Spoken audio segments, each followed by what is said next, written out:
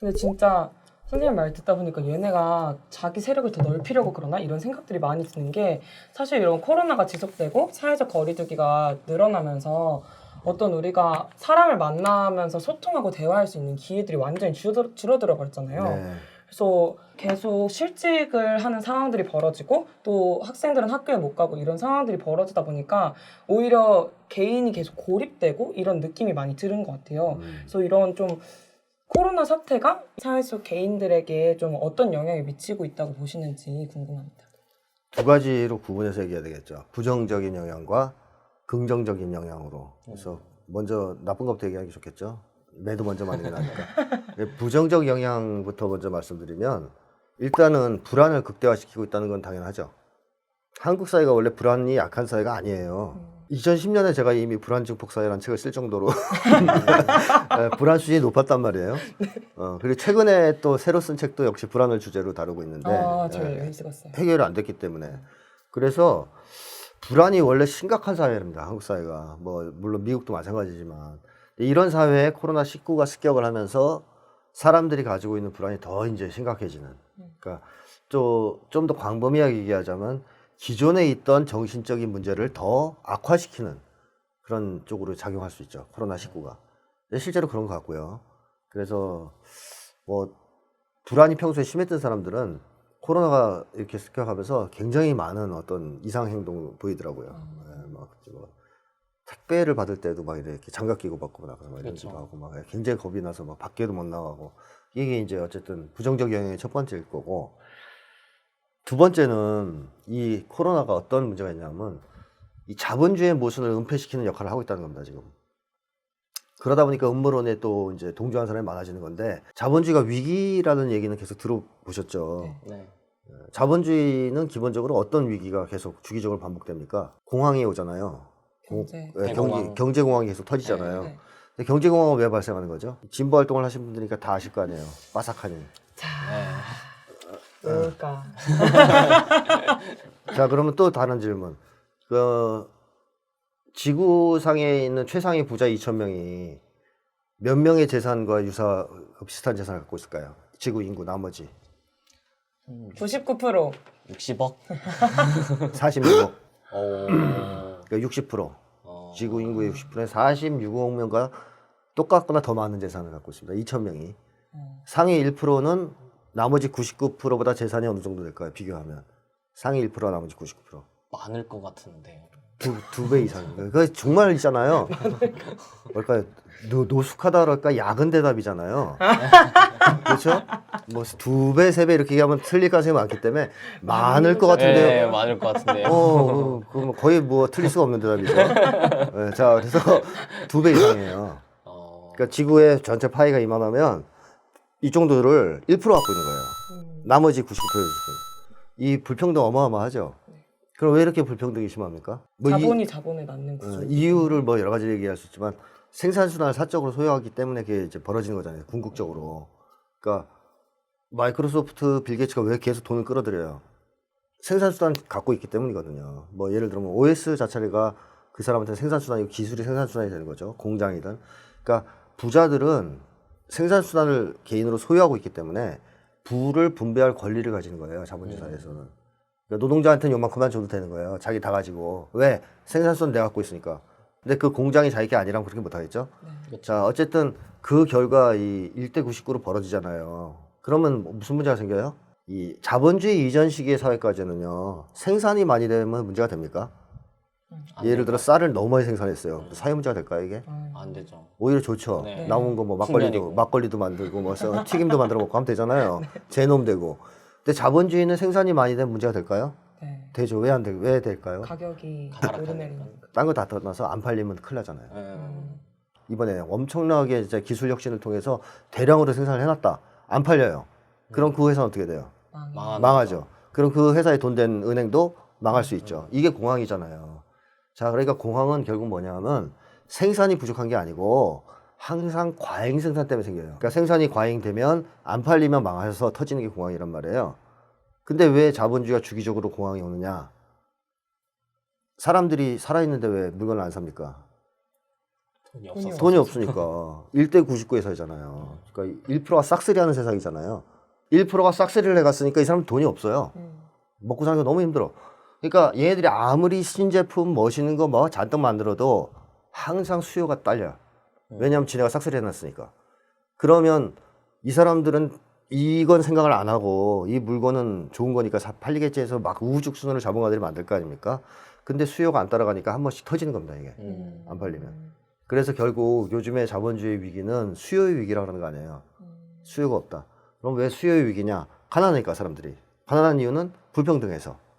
파이가 전체가 작아서가 아니라 그 전체 파이의 대부분을 1%가 싹쓸이 하고 있기 때문에 사람들이 수요를 못하는 거고 사지 못하는 거고 사지 못해서 자본주의는 주기적 공황이 터지는 거죠. 그래서 최근에 있었던 공황이 2008년 미국발 금융위기죠. 근데 그 위기가 해소된 게 아닙니다. 그대로 지속되고 있었어요. 오히려 그 위기 이후에 불평등이 더 심해졌어요. 즉 싹쓸이 경영이 더 심해졌다는 겁니다. 지금 코로나 와중에도 미국의 부자들은 계속 돈을 더 벌고 있어요. 자, 이렇게 되면 자본주의는 어떻게 되겠어요? 붕괴되겠죠. 이거를 자본가들이 알겠어요, 모르겠어요? 알려고 하지 않을 것 같은데. 알고 있어요. 알고는 있습니다. 알고 있어서 얘들이 대응을 하려고 그래요, 뭔가. 대책을 세우려고 그래요. 자기들도 망하기 싫으니까.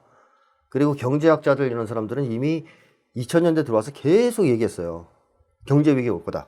엄청난 경제 위기가 올 거다, 지금 이 상황이면. 그랬는데 뭐가 터진 거예요?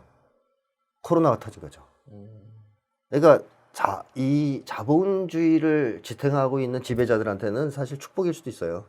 이 위기가. 여기다가 만약에 그 치료제까지 만들었다. 그러면 이거는 그들한테는 뭐 하늘이 준 선물이 되는 거죠.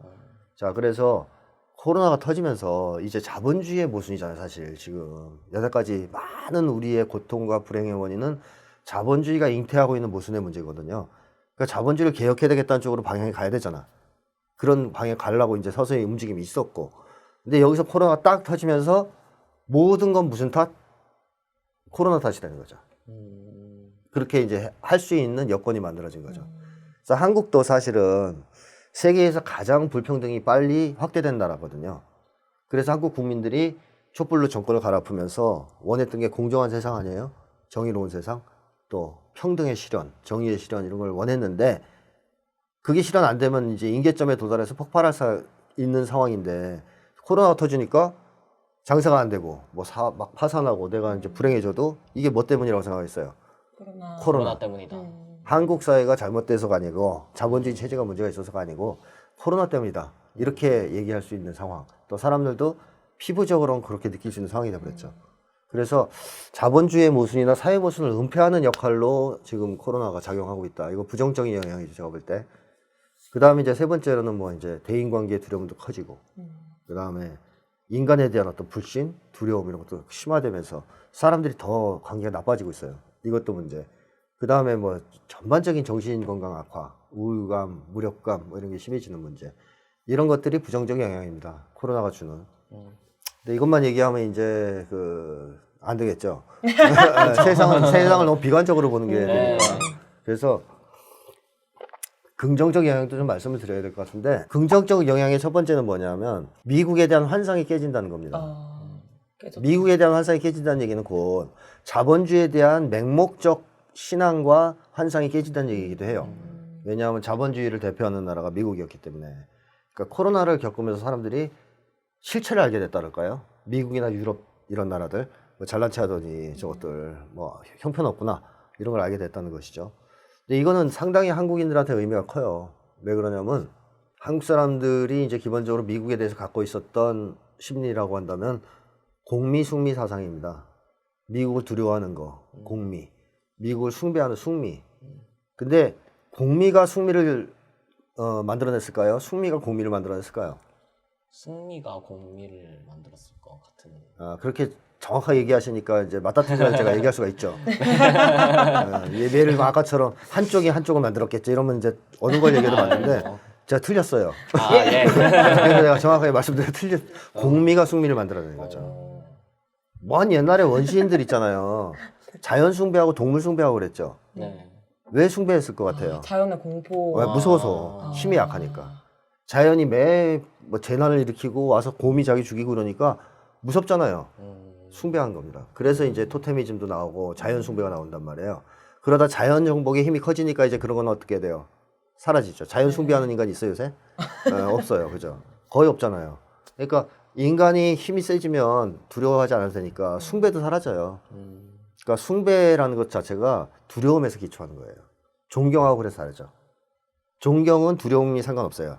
사랑과 존중, 거기에 더 나아가서 뭐 이제 갖게 되는 감정에서 존경이 생기는 거고, 숭배는 무서워서 일단 생기는 겁니다. 그래서 우주인도 숭배하잖아요. 와서 죽일까봐. 하는 숭배하는 이유도 번개 맞을까봐 그런 것도 있잖아요.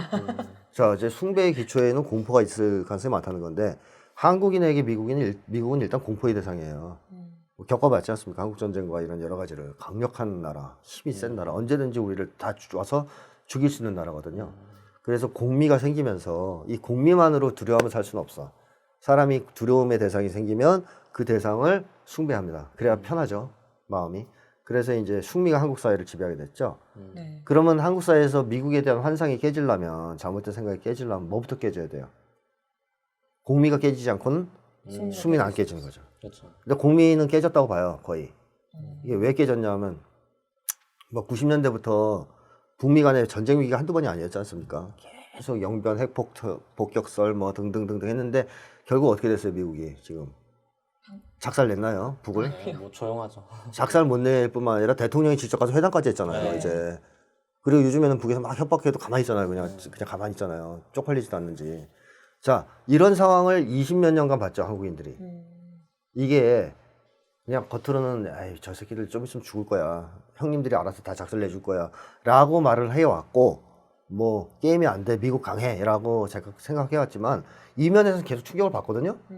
20몇 년간 그게 계속 그 북미 간의 팽팽한 줄다리기를 하다가 추가 이제 거의 기우는 걸 봤기 때문에, 국민은 한국 사회에서 거의 깨져나갑니다. 이제 그 과정을 겪으면서 지금 거의 2000년대가 넘어서면서 21세기엔 국미가 깨져나가요. 그럼 이제 남은 건 뭐예요? 뭐가 깨지면 돼요? 숭미가 깨질 수 있는 조건이 만들어졌죠. 그래서 숭미도 이제 깨질 수 있는 상황인데, 코로나가 큰일을 했어요. 트럼프도 한 역할 했거든요. 그렇죠. 숭미를 깨는데, 야, 저런 사람도 대통령 뽑는 나라구나. 그래서 트럼프도 한몫했고, 큰 역할을 했고, 코로나까지 터지면서 한국 사람들이 이제 국민은 아예 이제 거의 희박해졌으니까 편안하게 숭미로부터도 탈출할 수 있는 기회가 이제 생긴 거죠. 그래서 저는 이 코로나를 겪으면서 한국인들이 기본적으로 미국에 대해서 갖고 있었던 여태까지 정말 오래된 그 잘못된 공미 숭미 사상에서, 심리에서 벗어나기 시작할 거다, 벗어나고 있다라고 봅니다. 이게 이제 이 코로나가 준 우리에게 가장 좋은 영향이에요. 제가 볼 땐 긍정적 영향. 그리고 미국에 대한 공미 숭미에서 벗어난다는 얘기는 곧 자본주의에 대한 맹목적 신앙과 환상에서도 벗어나기 시작한다는 얘기죠. 그러면서 이제 새로운 사회제도에 대한 어떤 이해, 요구, 뭐 희망, 이런 것들을 꿈꿀 수 있는 시기가 왔다. 기본소득이 이렇게 화두가 될 줄 누가 알았습니까? 근데 사람들이 기본소득을 욕하는 사람들 있잖아요. 욕하는 사람들이 있는데, 뭐 이제 그건 오늘의 주제는 아닌데, 기본소득이 사실은 뭐냐면 배급제잖아요. 그렇죠. 배급제 하자는 얘기거든요. 이 얘기가 지금 위험한 얘기 아니에요? 배급제? 북에서 하고 있는 건데? 옛날 같으면 막 기관총 갖고 쏴죽일 수 있는 얘기잖아요? 근데 김종인이 하잖아요, 그 얘기를. 배급제를. 그러니까 참 세상이 많이 바뀌었어요. 코로나가 아니었으면 이게 가능한 변화겠느냐 싶은데, 왜 제가 배급제라고 얘기하냐면, 사회주의 사회는 다 생산수단이 국가 소유니까 생산하면 다 어디로 가요, 그게? 국가로 가죠. 네. 따라서 그 국가로 다 뭐 집중된 걸 어떻게 해야 돼요? 다시 분배. 나눠주는 거죠. 그러니까 배급이 되잖아요, 배급. 근데 자본주의는 생산한 게 다 국가로 와요? 아니요. 안 오죠. 그럼 국가가 배급제를 실시하려면 뭐밖에 없어요, 방법이? 세금을 통해서 돈을 주는 수밖에 없죠. 그게 기본소득이거든요. 그러니까 사실은 자본주의식 배급제죠. 기본소득은. 이제 사회주의는 사회주의식 배급제를 하는 거고, 기본소득은 자본주의식 배급제를 하자는 얘기예요. 그 얘기를 미국의 자본가들도 하고, 김종인 씨도 한다는 얘기 아니에요? 놀랍게도. 놀랍게도. 이게 코로나가 낳은 변화라고 봐야 되겠죠. 그래서 한국 사람들이 또 이제 그 기본소득에 대해서도 한번 타봤잖아요. 받으셨죠? 네. 두 분 다. 뭐 기분 나쁘던가요? 아니요, 너무 좋았어요. 계속 나오면 뭐 이제 국가에 대한 원망이 생길 것 같아요? 아니요. 아니잖아요. 저 만세 부를 뻔했어요. 만약에 이제 그런 게 오면 사람들은 관계가 좋아지고 국가 공동체에 대해서도 우호적으로 변하고 그렇잖아요, 일단. 이제 그런 이제 심리적 변화를 겪으면서 한국 사람들이 뭐냐면 기본소득자가 가능할 수 있다라는 무의식적 변화가 이제 시작됐다고 봐요. 그러니까 그 전까지는 사람들이 이제 안 믿었던 거죠. 에이, 뭐 꿈꾸는 소리 하고 있네. 허황된 소리 하고 있네. 사람이 원래 그렇습니다. 한 번이라도 뭘 해보지 못하면요, 그거에 대해서 가능성이 없다고 생각하는 경향이 있어요. 근데 한 번이라도 맛을 보면 그 다음부터 미련을 버리지 못하고 이게 실현 가능하다라고 생각하는 경향이 있습니다. 그거 있잖아요. 뭐 설탕도 한 번도 못 먹어본 사람이 뭐 설탕이 좋은지 어떻게 알겠습니까? 한번 맛을 봐야 이제 그 다음에 설탕 먹고 싶지. 기본소득도 마찬가지예요. 그 전까지 무성하게 말로만 논의되다가 일회성이고 재난 상황이라 한 번이지만 실시되는 걸 봤을 때 사람들의 저변에 그런 게 있다는 거죠. 이거는 못하는 게 아니라 안 하는 것이다. 안 하는 거의 문제가 아닐까. 우리가 마음만 먹고 정말 사회가 합의를 하면 충분히 가능한 거 아니냐 이게. 이런 생각을 하기 시작할 수 있죠. 이런 것도 사람들한테는 좋은 하나의 효과를 주는 영향이라고 보고요. 그 다음에 이제 또 하나는 이 코로나가 준 좋은 긍정적 영향 중에 하나가 연대와 공동체에 대해서 새롭게 생각하게 만든 게 있죠. 네. 여태까지 사람들은 각자 도생을 생각했잖아요. 나 혼자 그냥 잘 먹고 잘 살면 된다. 이웃이 죽든 말든 신경 안 써도 된다. 근데 이제 지금 생각해 보니까 그게 아니죠. 코로나를 겪어보니 이웃도 어떻게 돼야 돼요? 살아남아야죠. 살아남고 건강해야 돼. 네, 건강해. 이웃이 건강하지 않고 힘들면 바로 온다는 게 물론 이제 이 감염병이라는 걸 통해서 우리가 느낀 거지만 그 이치를 이제 깨닫기 시작하는 거죠, 조금씩. 이 자영업자들도 느끼는 거예요. 결국 나가 살려면 사람들이 와서 여기서 소비를 해줘야 되는구나. 이 사람들이 안 오면 난 끝이구나. 우리 이렇게 하나로 연결돼 있구나. 한 고리가 잘못되면 이제 모두가 위험할 수도 있다. 따라서 이 약한 한 고리 옛날에는 죽든 말든 신경 안 썼는데 이제는 신경 써야 되겠다는 쪽으로 의식의 변화가 올 수 있죠. 그래서 우리가 약자를 돌보지 않고 뭐 방치하고 죽이면 그 사람 그게 전 사회에 파급될 수 있다 하는 게 이제 코로나로 인해서 더욱 분명하게 드러나고 있다.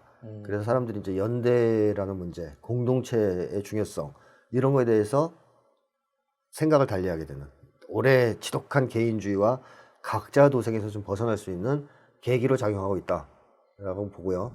마지막으로는 코로나19 이후의 사회를 논할 때는 지금과 같은 기조가 계속돼서는 안 된다라는 건 거의 동의하잖아요, 사람들이. 이 얘기가 뭐냐면 근본적인 사회 변혁이 필요할 때가 됐다라는 거에 대한 공감대가 형성되고 있다는 거죠.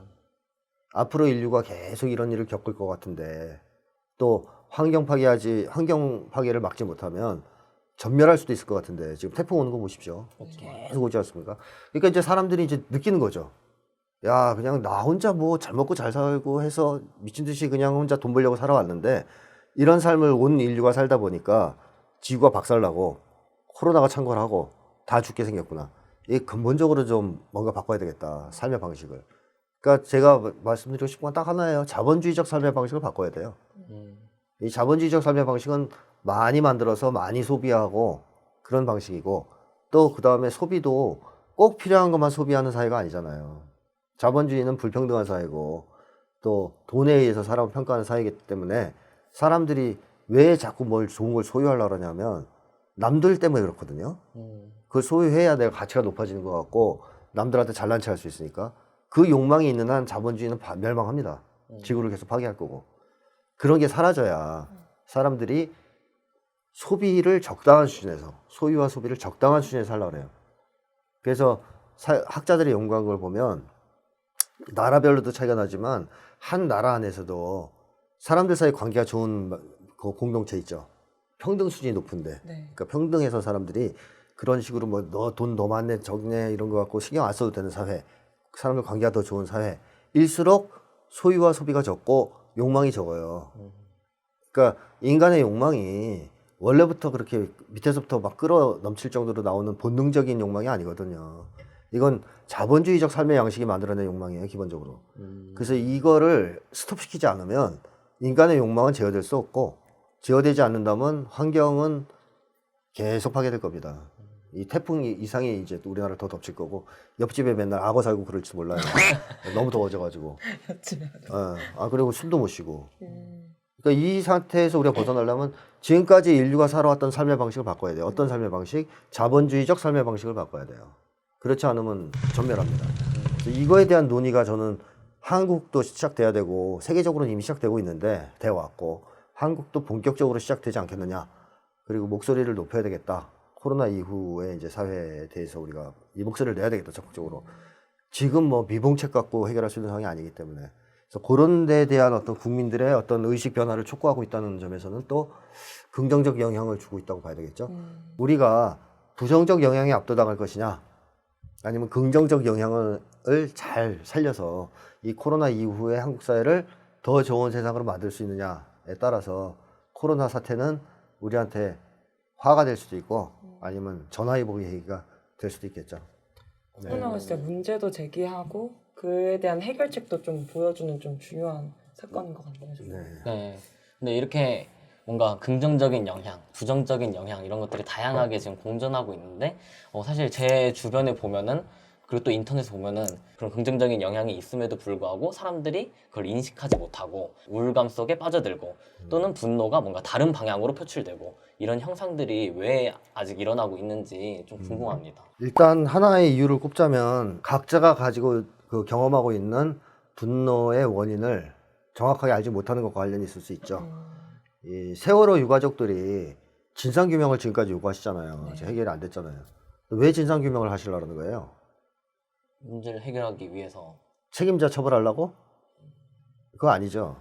그것만이 목적은 아니죠. 그 목적이 아니에요. 뭐 진상규명을 해서 뭘 하려고? 안전사회관에서. 그렇죠. 다시는 세월호와 같은 사건이 재발하지 않게끔 하려고. 네. 사실 치료의 기본은 이거단 말이에요. 심리치료도 비슷해요. 재발하지 않을 거란 확신이 생겨야 치료가 된단 말이죠. 그러니까 세월호의 진상규명이 필요한 이유는 재발 방지, 즉 안전한 사회 건설에 있단 말이에요. 그러니까 이제 줄기차게 싸우시는 건데 똑같아요. 코로나도 원인을 정확하게 규명해야 됩니다. 왜 이런 사태까지 왔는가. 그리고 코로나가 터질 때 왜 자본주의 사회가 그렇게 무력한가. 우리가 중국 욕했잖아요. 자본주의도 아니고 사회주의도 아니고 사회주의적 요소가 아직도 있다고 해서 욕했잖아요. 뭐 공산당이 지배하고 네. 그때 미친놈들 자본주의면서 무슨. 근데 코로나 대응할 때 어때요? 대단히 효율적이잖아요. 뭐 등등 여러 가지 면에서 사람들이 지금까지 가져왔던 생각들을 좀 바꿔야 될 때가 왔단 말이죠. 그래서 사회가 여태까지 어떤 문제가 있었기에 이 사태가 발생했고 이걸 해결하려면 어떻게 가야 되는가. 내가 조금 전까지 열심히 떠들었던 그런 내용들에 대한 숙지가 돼 있다면 분노가 글로 가겠죠. 세상을 바꾸려는 건강한 에너지로 이렇게 분노가 나오겠죠. 근데 그걸 잘 모른다면 화는 나는데 막연한 거죠. 이게 누구 때문일까? 정강훈 때문인 것 같기도 하고 어떤 사람 입장에선 또 어떤 사람 입장에서는 현 정권 때문인 것 같기도 하고 그러면 막 사방팔방 분노가 튀기도 하고 옆집벽으로 튀어갈 수도 있고 그래서 1차로는 지금 이 세계를 강타하고 있는 계속적인 문제들 인류의 생존을 위협하고 있는 문제들 감염병이라든가 지구온난화, 기후변화 이런 거의 원인에 대해서 사람들이 똑바로 알아야 됩니다. 뭐 인간이 내가 종이컵 맞서서 그렇다 이런 이제 이상한 얘기 좀 그만하고 근본적인 원인을 찾아서 해결하려고 그래야 돼요. 그러지 않으면 시간이 없어요, 별로. 저는 요새 위기를 많이 느끼거든요. 22세기가 올 수 있을까, 막 이런 위기. 인류가 이런 식으로 환경을 파괴하고 이렇게 살아가면. 자, 그래서 이러한 어떤 분노의 원인에 대한 직시가 있어야 되는데 그게 없으면 분노가 그냥 개별적으로 건강하지 못한 방식으로 소비된다는 거 하나 말씀드리고 또 하나는 그 원인을 알았어요. 뭐 책도 읽고 막 유튜브도 듣고 하니까 이제 알았어. 자본주의가 문제야. 근데 두렵죠. 그걸 알고 나니까 또 자본주의를 그러면 어떻게 개혁하지? 막막하죠. 막막하죠. 그 두렵잖아요. 왜냐하면 오늘날의 한국 사람들은 이게 연대하고 연합돼 있는 게 아니잖아요. 상황이 다 고립돼 있잖아요. 공동체가 다 깨져가지고 다 혼자란 말이죠. 그렇기 때문에 이제 무섭단 말이에요. 혼자서 그거 대응하려니까 이 세상에 대해서 어찌 보면 사람들이 진실을 알기를 두려워하는 이유 중에 그것도 있을 수 있어요. 알아봐야 내가 할 수 있는 게 하나도 없으니까 무력해서. 그래서 이제 외면하고 그냥 자포자기하고 뭐 집에서 혼자 이제 라면이나 끓여 먹고 있는 건데 자 이것이 또 하나의 원인이 되는 거죠. 무력감. 원인은 알지만 행동은 못하겠다. 그럼 어떡하란 말이냐. 이 세상과 맞서 싸울 수 있는 힘이 없는데 나한테는. 이게 이제 이유가 될 수 있고 세 번째는 정신건강이 원래 좀 문제가 있었단 말이에요. 한국 사회가. 한국 사람들 상당수가 정신건강에 약간씩 문제가 있고 그렇다면 코로나가 이거를 전반적으로 한 계단, 두 계단 더 낮췄다고 보시면 돼요. 그러니까 내가 지금 많이 우울하다면 원래 좀 우울한 사람이었던 거예요. 그러니까 지금 약간 우울해야 평소에 기분이 좋았던 사람이잖아요. 네. 무슨 얘기인지 아시겠죠? 사람마다 다 개인차가 있는데 코로나가 전반적으로 이걸 한번 낮췄단 말이죠. 그러니까 정신 건강이 조금 그래도 양호한 사람들은 지금 덜 힘들겠지만 그저 정신 건강에서도 중하 위치에 있었던 사람들은 지금 심각한 상황으로 왔을 수 있어요. 그러면 이런 정도로 정신 건강에 문제가 있으면 자기가 지금 일단 견디기 힘든 상황이니까 너무 힘드니까 밖에다 시선을 돌릴 수가 없죠. 세상을 바꾸자라든가 뭐 이런 얘기 아무리 들어봤자 지랄하지 마라, 막 아파 죽겠는데 뭐 일단 나하고 술이나 한잔 하자 이렇게 되는 거잖아요. 그래서 정신 건강을 악화시키면 그만큼 사회 변혁으로 가는 동력 떨어져요. 분노가. 그래서 이것도 이제 이거는 코로나가 주는 악영향이죠. 그래서 그런 분들도 어쨌든 코로나 때문에 이렇다라고만 생각하실 게 아니고 평상시에 한국 사회가 우리의 정신 건강을 많이 이제 악화시켜 놓고 있다가 코로나로 그게 더 심해지고 있다 쪽으로 보셔야 되겠죠. 그리고 어떻게 해야 될까요? 사실 선생님 말씀 듣고 아 그렇다 맞다 이렇게 하면서 아 근데 진짜 어떻게 해야 되지? 이런 생각이 많이 들거든요. 그러니까 대중의 분노를 어쨌든 한 곳으로 모아서 네. 이런 말씀하셨던 문제들을 네. 깨나가야 될 텐데 네. 이렇게 하기 위해서 좀 어떤 노력들이 필요할까요? 뭐 이제 제가 하는 처방은 뻔하잖아요. 그래서 사람들이 듣기 싫어하는 사람들도 있는데 우선은 이 분노하게 만드는 우리를 삶의 벼랑 끝으로 몰고 온 기존의 사회 제도에 대한 문제를 정확하게 알아야 됩니다. 이제 자학을 할 때가 됐어요. 그러니까 자본주의가 문제가 있다는 거는 대한민국 사람들 빼고 다 알아요, 지금 거의. 저희가. 이건 좀 과한 농담이 아니고 외국에서는 일반적인 사람들이 다 그런 얘기를 한단 말이에요. 학자들도. 자본주의 체제는 문제가 있다. 이거는 수정 보완을 대폭 하든가 아니면 아예 사회주의 가든가 해야 된다 하는 얘기를 약간 진보성이 있다는 사람은 다 하거든요. 그러니까 대중들도 그냥 끄떡끄떡해요. 그러니까 미국 같은 경우에 그 젊은이들 같은 경우에 55% 이상의 사회주의를 지지하잖아요. 오 진짜요? 몰라서 진짜 이렇게 반문하신 거예요? 아 그러시군요. 네. 자료를 조사해 보시면 다 나옵니다. 유럽도 마찬가지입니다. 우와. 젊은 세대들은 사회주의 쪽으로 기울고 있어요. 대박. 저 사회주의 지지한다고 친구한테 그랬다가 친구가 너 무슨 빨갱이냐 막 이런 식으로 얘기해가지고 그러니까 이게 한국과 미국의 차이죠. 진짜. 그러니까 미국은 젊은이들이 살다 보니까 너무 힘들잖아요. 그러니까 이제 야 사회주의가 낫네. 이게 이제 피부적으로 느껴지는 거죠. 그러면서 사회주의 지지자가 늘어나고 있어요. 계속. 유럽도 마찬가지입니다. 한국만 안 늘어나죠. 왜? 국가보안법과 이 색깔공포증이 한국 사람들 지배하고 있기 때문에. 그러니까 한국 사람들이 원인을 자꾸 피상적인 데서 찾고 미봉책을 가지고 해결하려고 하는 이유는 미국처럼 미국은 우리보다 다 나쁜데 사실 국가법 없는 건 우리보다 낫거든요. 그러니까 거기는 그 사회주의 지지한다고 잡혀가진 않아요. 물론 이제 미국 대중이 얘기한 사회주의는 북유럽 같은 것도 사회주의로 치니까 애들이 수준이 높은 건 아니지만 어쨌든 사회주의자다 나 이런 얘기한다고 문제되는 사회가 아니라는 거죠. 샌더스가 그러니까 나 사회주의자다 우선 대통령 선거도 나간 거 아니에요. 네. 그러니까 그런 분위기니까 젊은 사람들이 55% 정도는 그래도 미국 같은 이제 이상한 나라에서도 55%의 젊은이들이 그래도 사회주의 지향. 그리고 분배를 뭐 사회주의 방식이 좋냐 자본주의 방식이 좋냐 혹은 뭐 스웨덴 방식과 미국 방식을 했을 때 미국인 중에 80% 이상 90% 가까이가 스웨덴 방식을 선택했다는 거예요. 얼마 전에 코로나 이후에. 그러니까 이 사람들도 이제 미국식 모델 문제가 있다고 보는 거죠. 자본주의에. 그리고 이제 이동을 하고 있는 거죠. 서서히 경로가. 왜냐하면 당장 너무 먹고 살 수가 없으니까. 그리고 뭐 유럽도 마찬가지고 전 세계적으로 그런 분위기가 있어요. 대한민국만 빼고. 우리나라만 지금 선별 지급이냐, 뭐 보편 지급이냐 갖고 싸우는 상황이에요. 그러니까 근본적인 원인에 대한 이런 것들을 알려나가야 되고 그걸 알려나가기 위해서는 분단 체제, 국가보안법과도 좀 싸워야 됩니다. 이제 어쩔 수 없습니다. 이게 같이 가야 돼요. 그래서 일단은 광범위한 사람들이 문제의 원인을 정확하게 자각하고 세상을 바꿔야 되겠다. 이거 바꾸지 않고는 해결될 수 없겠구나 하는 쪽으로 가야 되거든요. 뭐 코로나 종식된다 해결되는 게 아니라는 얘기죠. 그래서 이제 그 다음 단계로는 그런데 내가 무슨 힘이 있니가 나오잖아요. 근데 그러려면 어떻게 해야 돼요? 힘이 없으면 합쳐야죠. 우리가 힘이 없는 이유는 흩어져 있기 때문이죠. 연대하고 단결하기 시작해야죠. 그 과정에서 무력감을 자신감으로 바꿔야 됩니다. 촛불항쟁이 국민들한테 도움이 되는 건 그런 거거든요. 무력했던 개인들이 광장에서 나와서 연대함으로써 힘을 확인하고 그 힘으로 권력을 바꿈으로써 자신감을 회복하는 거 아니에요?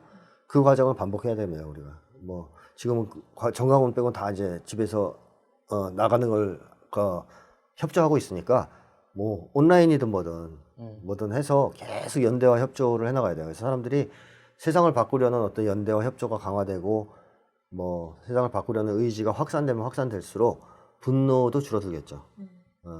정신질환도 약화될 거고. 그 다음에 마지막으로는 우리 인류에게 지금 뭐가 필요하냐면 제가 볼 때 희망이 필요합니다. 목표와 희망. 그러니까 뭔가 이걸 바꿀 수 있는 새로운 대안 이런 것들이 있어야 돼요. 있어야 됩니다.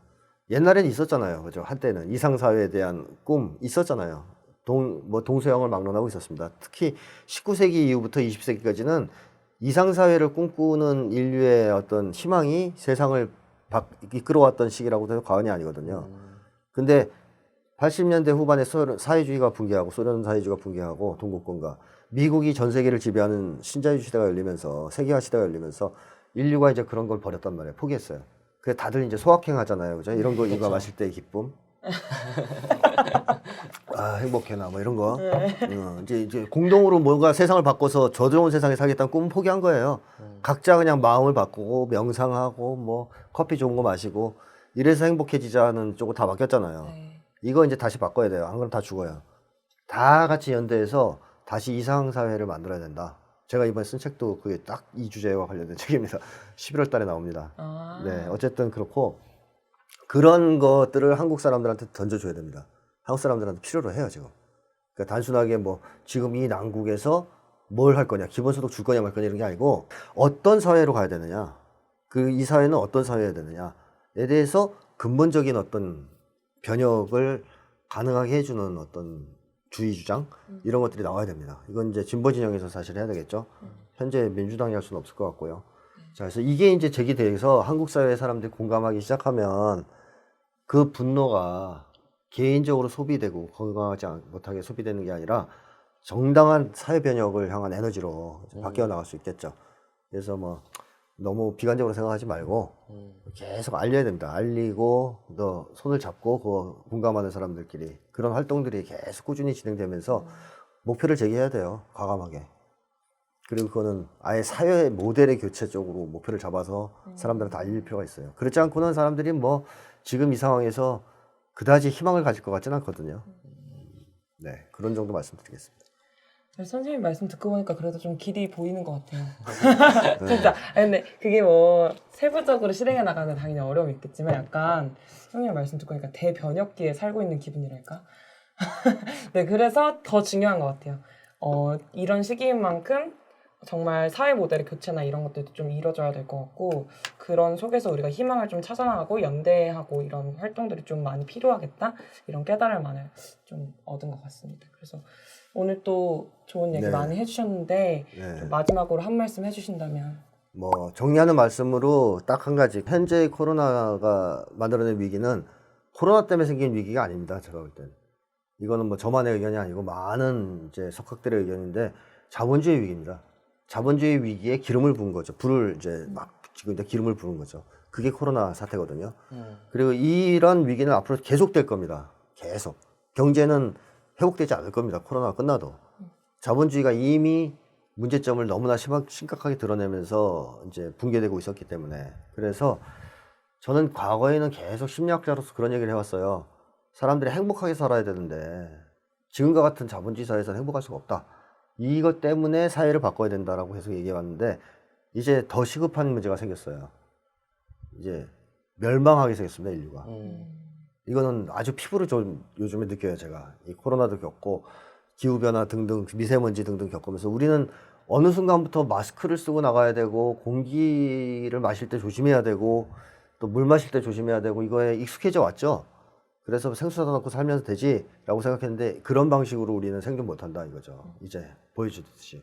그래서 하루빨리 이 세상을 변혁하고 사회를 바꿔야 되는 이유는 내가 뭐 불안, 공포 여기서 헤어나서 좀 인간다운 삶, 건강한 삶을 살기 위해서만이 아니고 딴 거 다 떠나서 일단 살아남기 위해서 육체적 생존 때문에라도 이 세상을 바꿔야 되는 기로에 서 있다 인류가. 그래서 저는 코로나가 지금 인류에게 주는 거는 완전 다 공멸할 거냐 지금까지의 관성대로 살면서 아니면 완전히 패러다임을 바꿔서 세계를 바꿈으로써 인류가 다시 기사회생할 거냐 하는 기록이 있다는 거죠. 지금 이미 늦었다고 얘기하는 사람도 있어요. 북극 얼음 녹는 속도 때문에. 근데 저는 아직까지는 이미 늦지는 않았다고 생각하는데 우리가 몇십 년 동안 계속 이런 식으로 살아간다면 22세기는 오지 않을 거다. 환경학자들이 얘기하는 것처럼. 그렇게 생각합니다. 그래서 여기 계신 분들도 뭐 딴 거 다 떠나서 이 방송을 들으시는 분들은 살아남기 위해서라도 예, 이 오늘 같은 논의에 관심을 가지고 열심히 들어보시고 또 행동하시고 하면 좋을 것 같습니다. 네, 이 정도로 말씀드리겠습니다. 네. 또 이 코로나 상황에서 뭔가 자본주의 문제를 정확히 이렇게 짚어내지 못하게 시선을 돌리는 그런 적폐 세력들이 계속해서 지금 활보를 하고 있는데 그런 문제들을 이제 국민들이 다 같이 힘을 합쳐가지고 안전사회로 발전할 수 있도록 해봤으면 좋겠습니다. 네. 오늘 함께 출연해 주셔가지고 정말 감사합니다. 네, 감사합니다. 네.